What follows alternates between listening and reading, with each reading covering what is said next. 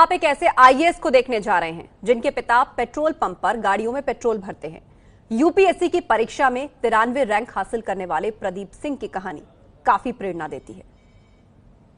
अगर किसी चीज को शिद्दत से चाहो तो पूरी कायनात उसे आपसे मिलाने में जुट जाती है।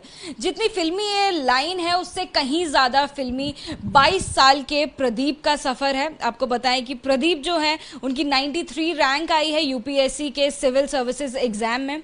उनके पिताजी पेट्रोल पंप पर सर्विसमैन का काम करते हैं। 22 साल से वो ये काम कर रहे हैं और 22 साल के प्रदीप हैं। आपको बताएं कि प्रदीप का ये पहला अटेम्प्ट है और पहले अटेम्प्ट में उन्होंने यूपीएससी का ये प्रतिष्ठित एग्जाम जो है वो क्लियर कर लिया है। सबसे पहले तो प्रदीप, आपको एबीपी न्यूज की पूरी टीम की तरफ से बहुत बहुत शुभकामनाएं। बहुत बहुत धन्यवाद आपका जी। तो जैसे कि हमने बताया, जैसे कि हमने शुरुआत करी बेहद फिल्मी अंदाज में की, कुछ अपने आप को रिलेट कर पाते हैं इससे? बहुत कुछ। मेरा पूरा जीवन संघर्ष बढ़ा है और मेरे जीवन से ज़्यादा मेरे माता पिता का जीवन पूरा संघर्ष से भरा है।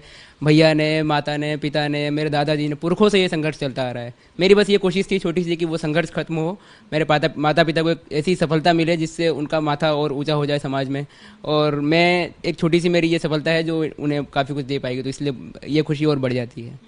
कौन कौन है आपके परिवार में प्रदीप? परिवार में घर अगर बोलूँ तो घर में हम 4 लोग हैं, माता पिता और भैया और मैं। वैसे परिवार तो मेरा पूरे सारे रिलेटिव्स का है, सब मुझे परिवार जैसे ही ट्रीट करते हैं अपना, और किसी भी विपत्ति में हमेशा साथ खड़े रहते हैं। आप अभी फिलहाल दिल्ली में रह रहे हैं, कब से दिल्ली में रहकर तैयारी कर रहे हैं? और मम्मी पापा, आपके भाई, वो सब कहाँ रहते हैं? मम्मी पापा और भैया इंदौर में रहते हैं, और मैं जून 2017 में आया जब मैंने यहाँ वाजीराम कोचिंग ज्वाइन की, और तब से मैं यहीं हूँ हमेशा से। जैसे कि बताया, परिवार में बहुत दिक्कतें रही हैं, परिवार में मुश्किल रहा होगा परिवार के लिए। पैसों के नज़रिए से अगर हम बात करें तो काफ़ी मोटी फीस जाती है किसी भी कोचिंग इंस्टीट्यूट में। कितनी फीस गई, कैसे आपने उस चीज़ को ओवरकम किया?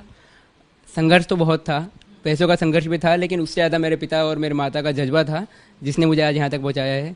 वाजीराम की फ़ीस थी 1.5 लाख रुपये, और फिर यहाँ आने का जो खर्च होता है वो तो उसको वहन करने के लिए मेरे पिताजी ने हमारा इंदौर का मकान जो था, जो उनकी पूरे जीवन भर की संपत्ति थी, उसे बेच दिया, और एक क्षण भी ऐसा नहीं सोचा कि मैं ये सब क्यों कर रहा हूँ।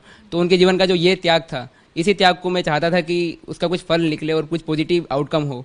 तो और एक त्याग नहीं मान सकते कि आपको और भी ज़्यादा सक्षम बनाया, और भी ज़्यादा ताकतवर बनाया? हाँ, और सुदृढ़ बनाया, और उसने मुझे मोटिवेट किया कि नहीं, ये सफलता मुझे चाहिए किसी भी हाल में, और उसका ये परिणाम है कि आज रिजल्ट आया है। पिताजी सर्विसमैन हैं पेट्रोल पंप पर, कहाँ काम करते हैं वो? पिताजी निरंजनपुर देवासना का जो इंदौर है वहाँ पे डायमंड पेट्रोल पंप पे काम करते हैं, और वो सर्विसमैन हैं, और माताजी मेरी हाउसवाइफ हैं, और भैया प्राइवेट सेक्टर में काम करते हैं।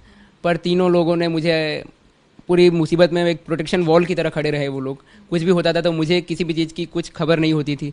मेरे माताजी जब हॉस्पिटल में एडमिट थी तब मुझे इसका ज्ञात नहीं था कि मेंस का पेपर था आपका? मेरी तब मेंस की एग्ज़ाम चल रही थी, तो मुझे ये पता नहीं था कि मेरी मम्मी हॉस्पिटल में एडमिट है। और चाहे कितनी भी हो, इसी हमारे गांव की जो पुश्तैनी ज़मीन थी वो भी पापा को बेचनी पड़ी ताकि मेरी यहाँ पे फाइनेंशियली हेल्प हो सके। तो पुश्तैनी ज़मीन बेचने का भी एक दर्द होता है जो मेरे पिताजी ने सहा। पुश्तैनी घर आपका कहाँ पर? गोपालगंज, बिहार। बिहार से जुड़ी हुई भी कई यादें होंगी। एक तो यहाँ पर आप आए हैं, दिल्ली में रहते हैं, कितना मुश्किल होता है अकेले रहना, कई प्रकार के खर्चे होते हैं, इसके अलावा से आपको पढ़ाई भी करनी है। कैसे सब कुछ मैनेज करते थे? कितने घंटे पढ़ पाते थे? पहले तो आपका पहला प्रश्न जो कि बिहार से जुड़े होने का, तो वो मेरी जन्मभूमि है और कर्मभूमि इंदौर है, और आगे की कर्मभूमि क्या होती है ये तो कैडर मिलने के बाद तय होगा। तो बिहार से तो मैं दिल से तो बिहारी हूँ ही। और कैडर में कौन सी आप चाहते हैं जगह? मैं बिहार चाहता हूँ कि मुझे मिले, ताकि मैं बिहार जो एक पहले एक उगता हुआ सूरज था और अब लोग कह रहे हैं कि अस्त हो रहा है, मैं चाहता हूँ कि उसे वापस वो समृद्धि हासिल हो, तो इसलिए मैं चाहता हूँ मुझे बिहार मिले।